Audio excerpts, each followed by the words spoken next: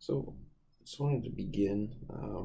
with this presentation by just first defining what geology is. And I found what I believe to be a pretty good definition of geology from a website from the University of Toledo from their Earth Science Department that defines geology as the scientific study of the Earth, including the materials that it is made of, the physical and chemical processes that occur on its surface and in its interior, and the history of the planet and its life forms. So essentially, geology looks to using scientific inquiry to find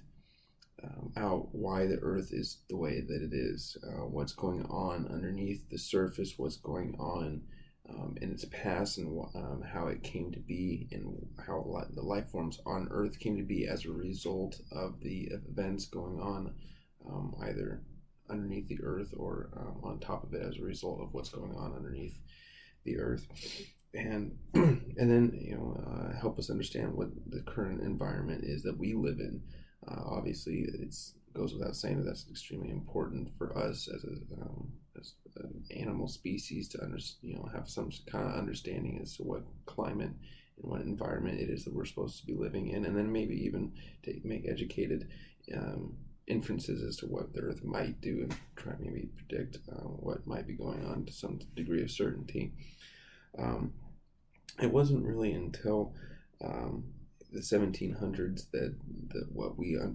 understand geology to be really began to take fruition, come into picture. But James Hutton was one of the first guys to really develop and synthesize a theory that is relative to what we understand of the Earth today, and he was the first one to really theorize that when trying to explain why there was sediments up on these mountaintops when they were normally found currently at the bottom of the oceans, is that how did that sediment get there? I mean, he was really the first one to theorize that there was something underneath the Earth's surface that was causing these peaks to form and rise out of the ground, and so that the sediment had been on top of that rock originally, and that it was nothing that needed to cause Neptunus theory of the Earth swelled and flooded and brought the sediment up there, and then somehow the water disappeared. But he was the one that really came up with the idea that there was something going on underneath the surface that would cause these rocks to form and build upon themselves, and the soil just naturally went with the rock as that occurred. However, he lacked an ability to clearly punctuate his ideas, and so it wasn't really until 100 years later until Charles Lyell synthesized his ideas and was able to really depict a understandable theory of this with his book, The Principles of Geology, released in the 1830s. And while he was wrong about quite a few of his initial theories, it really put into perspective and put in the inquiry of geology to come on the path that it went. Charles Darwin had a copy of the Principles of Geology when he went out and made his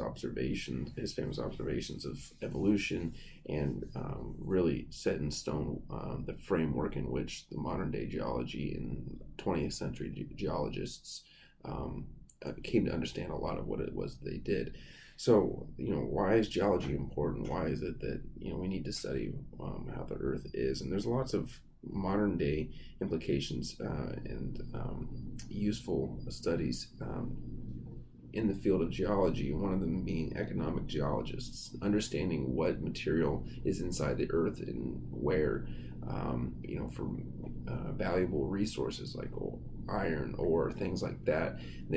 we can utilize then, and in the business world and in the real world, to make things and run an economy and run a country.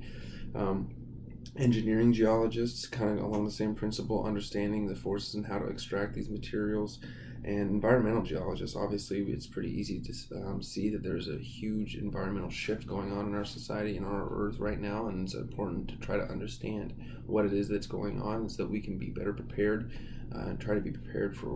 what's to come in our environment. And just the fact that societies are often are physically limited and shaped by the geography and the landscapes in which they live, understanding that and understanding what's going on and what's going to happen is extremely important to society and its continued function. While there might not be that many people that are interested in it,